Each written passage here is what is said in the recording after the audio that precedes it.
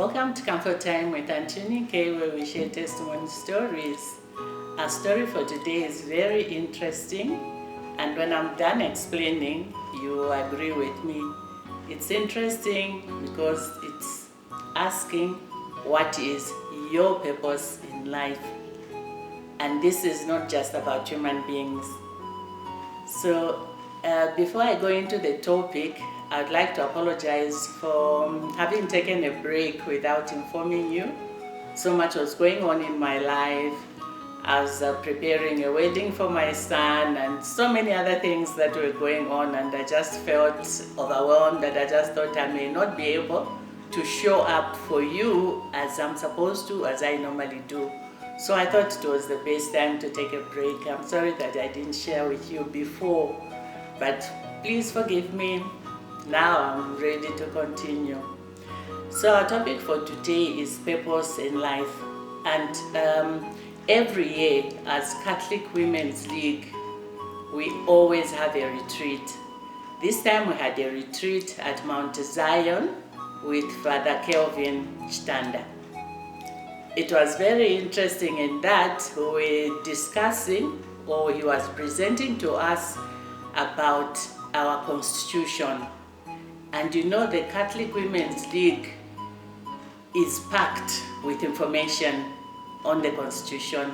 Everything we're supposed to do, everything we're supposed to be is there in the constitution. But when you unpack it, you see that there's so much more than we actually know. So as he went into that, he gave us a second topic, which was purpose in life. And that was the one that I'm going to share mostly about. So he told us about the purpose of everything, everyone and everything. And he suggested that we go outside and share from outside. And we were all very interested in going outside because it was sunny, it was a beautiful day. So we took our chairs and went and sat outside, waiting for Father to explain. And he made us sit under this beautiful indigenous big tree. So he said, okay, we are all sitting here. I want you to now have a conversation with this tree. Well, what are you talking about? Says, no, take your time, ask 3 questions, and the tree will respond. So now the questions were, what is your name? What is your purpose in life? And what are you doing here? We're like, okay, what is your name? And the tree was quiet. What is your purpose in life? And the tree was quiet. And what are you doing here? Okay, so now Father said, take your time and reflect. And you know, as we sat there and listened and reflected and took time to really think, and each one of us found that actually that tree started talking to us. So we each took time to ask the tree what the name, what it was doing here and what was its purpose. And the tree answered. For me, she said her purpose was to give blessings, because when I looked at her, and even as it was a huge tree, but it was also embracing smaller trees. Like there was a mango tree that was creeping on it, and there was a mukuyu tree that was also creeping on it. And I was like, wow, this tree is not only blessing us, it's also blessing other trees. It's blessing animals, it's blessing, even little ants were there, showing that they were also benefiting somehow from the tree. So now we continue talking, and I talked to the tree personally. I said, what is your name? And the tree told me, my name is Blessings. I was like, yeah, I can see how you are a blessing. I looked at the other trees that were creeping on it. I looked at the birds. I looked at the shade that we were receiving from the tree because it was quite sunny. Some people decided to sit under the tree. Others sat in the sun to absorb some vitamin D. And so, everybody was benefiting because the tree was not only giving us shade, it was also giving us water. It was storing water for us to have water in the earth. And people use the tree for many other different things. We can cut it down and make charcoal, which keeps people warm and where people can even cook from. You can cut it down and make a house, the houses that we live in. So there's so much that a tree gives us. And so it's so sad that when we are asked to plant a tree, when we cut down a tree, we ignore that message. I think we're just shooting ourselves in the foot because we benefit so much and the tree is so self-sacrificing. What are we giving the tree? We're just getting from it. And so the tree said, no, God sent me to come and bless you. And we felt really blessed. I was like, okay. Then someone else contributed that they called the tree comfort. And they explained the comfort that we get from the tree.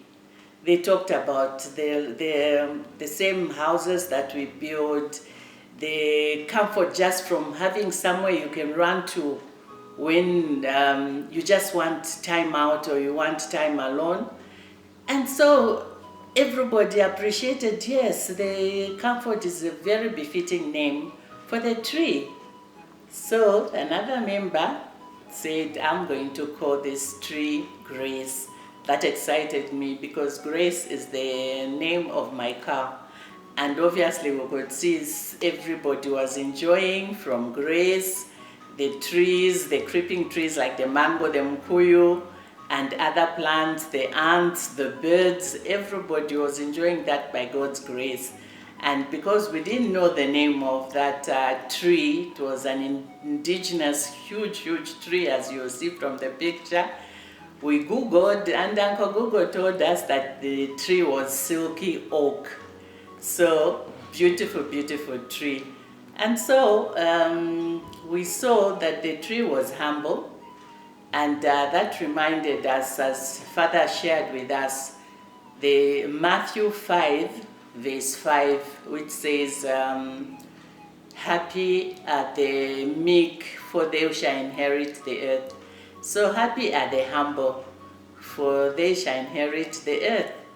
And from there you could see that really we miss so much by not taking time to appreciate nature. Father walked us through the entire Constitution, different aspects of the Constitution, but also the aspects of appreciating and loving nature. For we don't appreciate enough. We get so much from nature and we just don't even think of replenishing it. So from there, I think after that retreat from Father and Father Kelvin, thank you so much. I don't think we'll look at trees or look at nature the same way again, because we learned so much from that. Like I've shared, I have my little shrubs in my garden, and I've shared every so often. And when it comes to the shrubs, the birds, I love birds so much. I put out dishes outside for them to come and drink water. I put water and I bring, they come in to take a sip of water, to take a bath, and it brings me so much joy. And one of my grandchildren loves butterflies. So every time they are visiting, she would go around chasing butterflies and they would go together.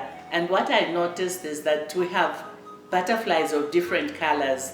And for me, those butterflies represent so much. They have so much meaning for me.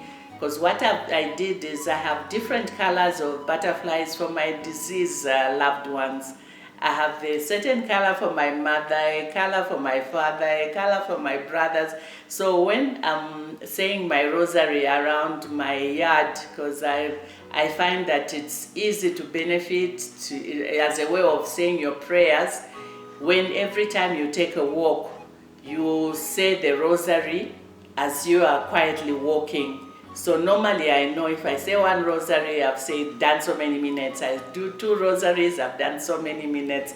So when I look at all those butterflies, when they come, I know that, oh, this butterfly, that's the color I've given to my mom. And as it flies by, it brings me so much joy, and I smile.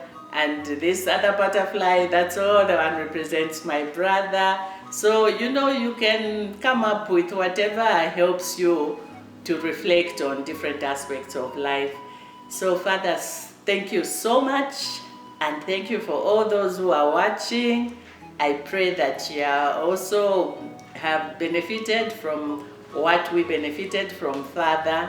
It was a really beautiful retreat. And it's important that we also have your own retreat. If you're Catholic Women's League, or if you're just a Catholic woman, it's good to take time to have quiet time with God and just to reflect. Life is really fast. You need to slow down. So thank you so much. I hope this was helpful.